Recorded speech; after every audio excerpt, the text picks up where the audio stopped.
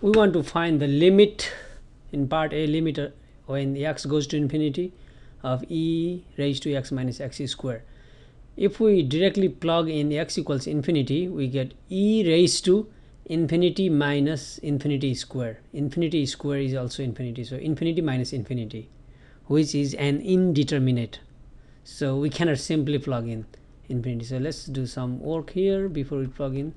So limit x goes to infinity, the only thing we can do is factor x out, 1 minus x.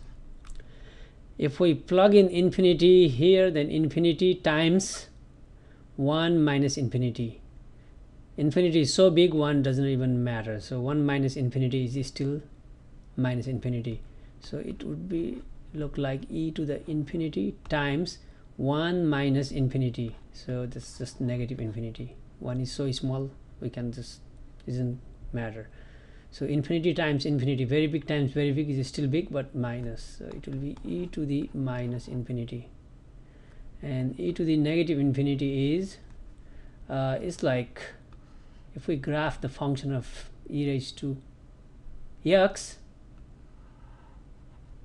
okay, this is 1, and when x goes to negative infinity, this ex becomes very very close to 0. It's like ex, but x is being very very small, so that would be 0. Okay, this is ex.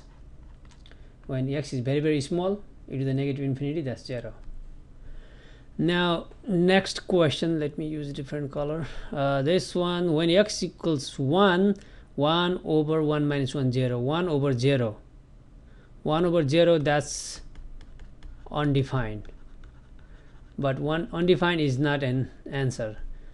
Okay, so x can approach to 1 from left or right, so we have to find one-sided limits, or we can just find graph. If you graph 1 over x minus 1, at 1 there is a vertical asymptote, okay, and this side will be going to infinity, and this side is going to negative infinity. So in fact the left hand limit, okay, limit of 1 over x minus 1, when x approaches to 1 from left side, the function is going down, that's negative infinity. And limit of 1 over 1 x minus 1, when x approaches to 1 from right side, is going to positive infinity. Okay, so clearly the limit does not exist, so the answer is D and E. But you need to justify either by these two expressions, one-sided limits, or from this graph.